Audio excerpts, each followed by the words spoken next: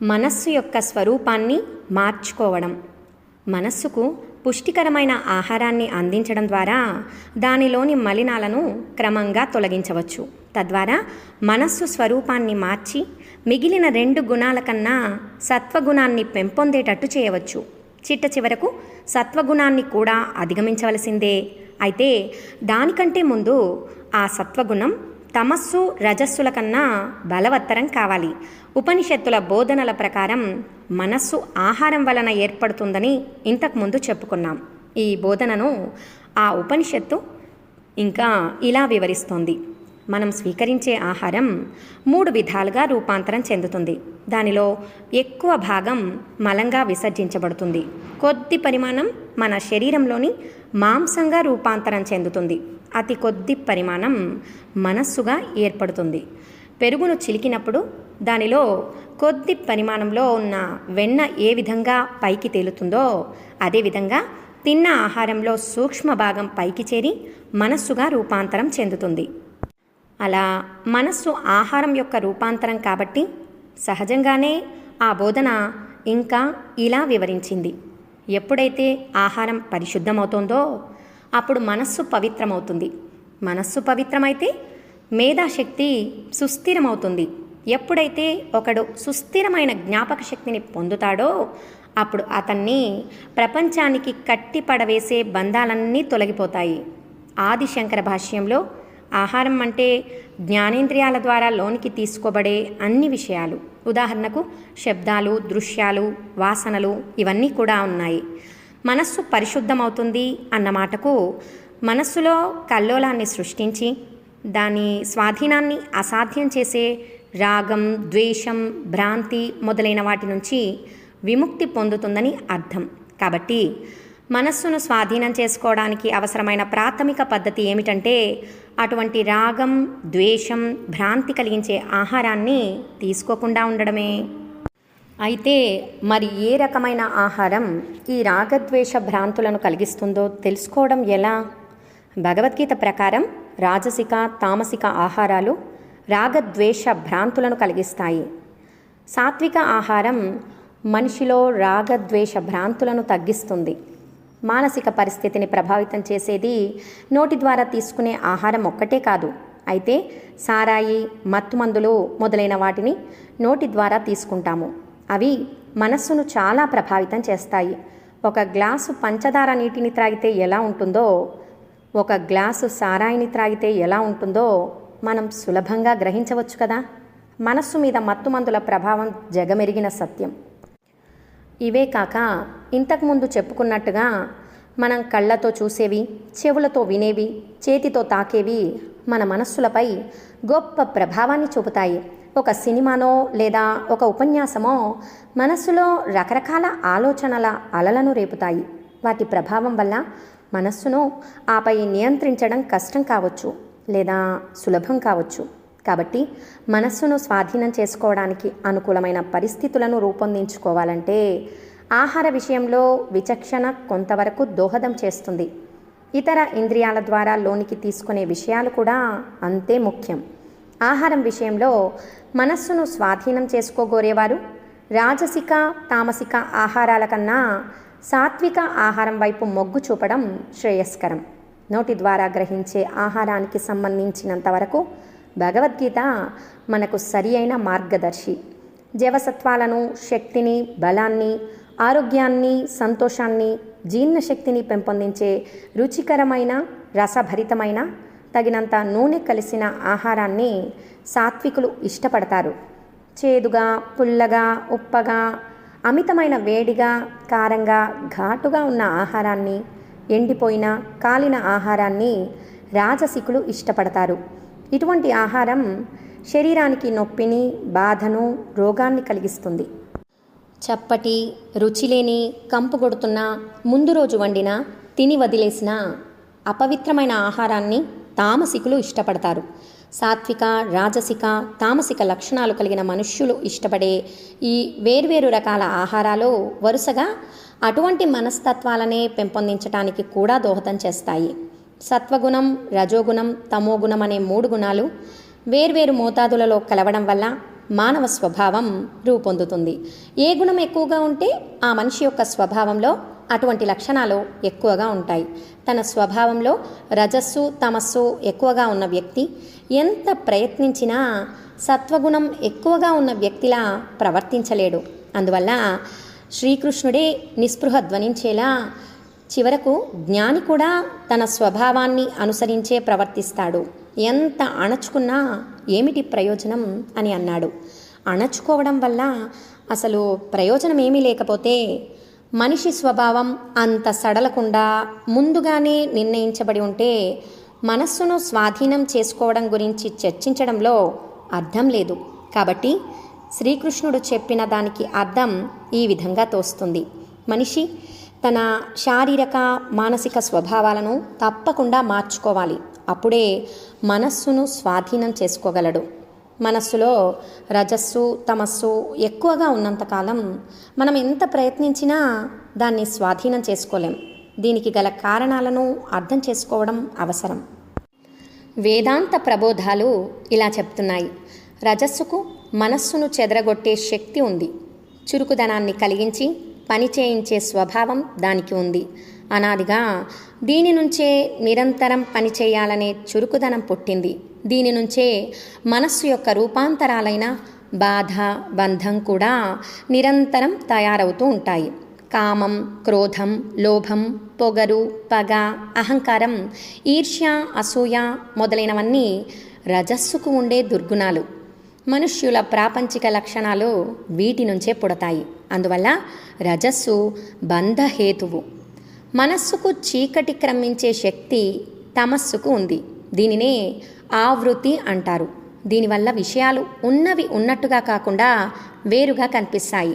ఈ శక్తి వల్లనే మనిషి మళ్ళీ మళ్ళీ జన్మలెత్తుతాడు. విక్షేప శక్తిని కూడా ఇదే ప్రేరేపిస్తుంది. సరి అయిన నిర్ణయాలు తీసుకునే శక్తి, విచక్షణ లేకపోవడం, తప్పుడు నిర్ణయాలు తీసుకోవడం, అపనమ్మకం, అనుమానం ఇవన్నీ తమస్సు యొక్క అవలక్షణాలు. చీకటి క్రమించే శక్తి అయిన తమస్సుతో ఏ కొంచెం సంబంధం ఉన్నా పైన చెప్పబడిన అవలక్షణాలు ఆ మనిషిని వదిలిపోవు. వీటికి తోడు విక్షేప శక్తి అంతులేని కష్టాలను కలిగిస్తుంది. రజస్సుకు చెదరగొట్టే శక్తి, తమస్సుకు చీకటి క్రమ్మే శక్తి ఎక్కువగా ఉన్నందుకు రజస్సుకు చెదరగొట్టే శక్తి, తమస్సుకు చీకటి క్రమ్మే శక్తి ఎక్కువగా ఉన్నందుకు పర్యవసానంగా అవి మనస్సును నియంత్రించడాన్ని చాలా కష్టసాధ్యమైన పనిగా మారుస్తాయి. కానీ మూడవ గుణం కూడా ఉంది. అది వచ్చి చేరినప్పుడు ఈ పని కొంతవరకు ఆశావహంగా కనిపిస్తుంది. అదే సత్వగుణం. అది మిగిలిన 2 గుణాలతో సమ్మిళితమై కానీ శుద్ధమైన రూపంలో కానీ ఉంటుంది. దాన్ని గురించి వేదాంతం ఇలా బోధిస్తోంది. పరిశుద్ధమైన సత్వగుణం శుభ్రమైన నీటిలా ఉంటుంది. కానీ రజస్సు తమస్సులతో కలిసినప్పుడు అది పునర్జన్మకు దారితీస్తుంది. ఏ విధంగా ఆ సూర్యుడు సమస్త వస్తు ప్రపంచాన్ని వెలుగులతో నింపుతాడో అదేవిధంగా ఆత్మ యొక్క నిజతత్వం సత్వగుణంలో ప్రతిబింబిస్తుంది. మిగిలిన 2 గుణాలతో కలిసినప్పుడు సత్వ లక్షణాలు ఈ విధంగా ఉంటాయి. అవి గర్వం లేశమైనా లేకపోవడం, యమ నియమ మొదలైన వాటిని పాటించడం, శ్రద్ధ, భక్తి, భగవంతుడి కోసం వ్యాకులత, దేవతలకు ఉండే విధమైన భావాలు, మాయా ప్రపంచం పట్ల విముఖత, సంతోషం, తన నిజతత్వాన్ని గుర్తెరగడం, పరమశాంతం, సంతృప్తి, బ్రహ్మానందం, ఆత్మయందు నిలకడగా ఉండే భక్తి అనేవి శుద్ధ సత్వగుణం యొక్క లక్షణాలు. వీటి ద్వారా సాధకుడు నిరంతరాయమైన ఆనందాన్ని అనుభవిస్తాడు. దీనిని బట్టి చూస్తే మనస్సు స్వాధీనానికి శక్తిమంతమైన ప్రతిబంధకాలు, బలమైన సహాయకాలు ఈ 2 కూడా మనలోనే స్వాభావికంగా ఉన్నాయని తెలుస్తుంది. ఈ విషయాన్ని అర్థం చేసుకోవడం చాలా అవసరం.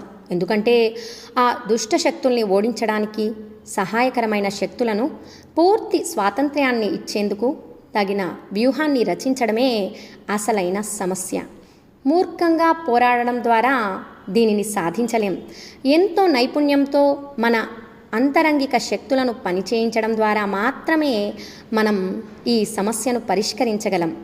మనస్సు స్వాధీనానికి ఇప్పుడు ఒక వ్యూహాత్మకమైన ప్రశ్న ఎదురవుతుంది. అదేమిటంటే ఈ గుణాల మిశ్రమాన్ని ఏ విధంగా మార్చితే మన స్వభావంలోని సత్వగుణాన్ని మరింత బలపడేలాగా చేయగలం, ఈ సమస్యను పరిష్కరించగల బోధనలు ఏవైనా ఉంటే అవి మనకు గొప్పగా సహాయపడతాయి. ఈ విషయమై శ్రీమద్ భాగవతంలో ఈ విధంగా బోధించబడింది. సత్వము, రజస్సు, తమస్సు అనే ఈ 3 గుణాలు మనస్సుకు సంబంధించినవే కానీ ఆత్మకు కాదు. సత్వగుణంతో మిగిలిన 2 గుణాలను ముందుగా లోబరుచుకుని ఆ తర్వాత సత్వగుణంతో ఆ గుణాన్నే అణచివేయాలి. పరిణతి చెందిన సత్వగుణం ద్వారా మనిషి భగవంతుని యందు భక్తిని కలిగి ఉండే ఆధ్యాత్మిక స్థితిని చేరుకుంటాడు. పవిత్రతను, జ్ఞానాన్ని కలిగించే సాత్విక వస్తువులను ఉపయోగించడం ద్వారా సత్వగుణం పెంపొందుతుంది. ఇది ఆధ్యాత్మికతకు దారితీస్తుంది. సత్వగుణం బలపడినప్పుడు పెంపొందే ఉన్నతమైన ఆధ్యాత్మికత రజస్సు, తమస్సులను నాశనం చేస్తుంది. వాటితో పాటు వాటి ద్వారా ఉత్పన్నమయ్యే దోషాలను లేదా చెడు పనులను త్వరలోనే అంతమొందిస్తుంది. పరిణతి చెందిన సత్వగుణం ద్వారా సాధకుడు ఆధ్యాత్మికతను పొందుతాడు అన్న ఈ బోధన మన ప్రస్తుత అవసరానికి సరిపడే సందేశాన్ని ఇస్తోంది. మనస్సును స్వాధీనం చేసుకోవడమన్నా ఆధ్యాత్మికతను సాధించడమన్నా ఒకటేనని దాని సారాంశం. ఒక రకంగా చూస్తే అది నిజమే. కాబట్టి మనస్సును స్వాధీనం చేసుకోవాలనుకునేవారు ముఖ్యంగా సత్వగుణాన్ని ఎలా పెంపొందించుకోవాలో తెలుసుకోవాలి.